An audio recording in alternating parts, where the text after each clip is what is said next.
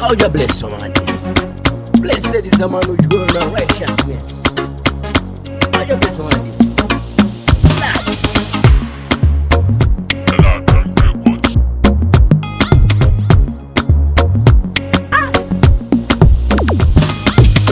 Yawanguwa yokusimbisa malevels kumarebo inini not salute. Yawanguwa yokusimbisa malevels kwajadiwa waya vanosimbisa katefu. Yawanguwa yokusimbisa malevels kumarebo inini not salute.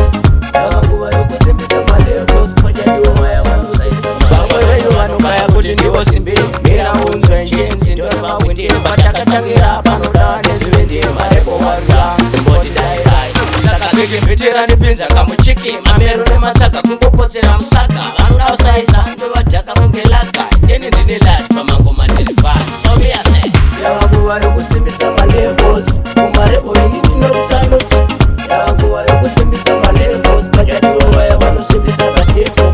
Yavanguva yokusimbisa malevels kumarebo inini not salute. Yavanguva yokusimbisa malevels pachadiwa vaya vanosimbisa malevels.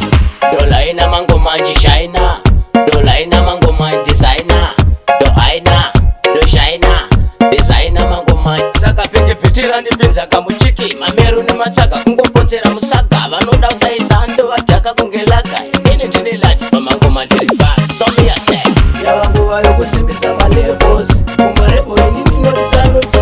Yavanguva yokusimbisa malevels pachadiwa vaya vanosimbisa katefu. Yavanguva yokusimbisa malevels kumarebo inini not salute. Yavanguva yokusimbisa malevels pachadiwa vaya vanosimbisa bamwe venyu vanokaya kuti ndivo simbi mira unzwe njenzi ndoreva windi patakatangira panoda nezvivendi marebo warura imboti dairai saka bege bhetera ndipinza kamuchiki mamero nematsaka kungopotsera musaka vanoda usaisa ndovadhaka kungelaka ndene ndine lati pamangoma ndiri pasi somiyase yavanguva yokusimbisa malevels kumarebo inini not salute. Yavanguva yokusimbisa malevels pachadiwa vaya vanosimbisa katefu. Yavanguva yokusimbisa malevels kumarebo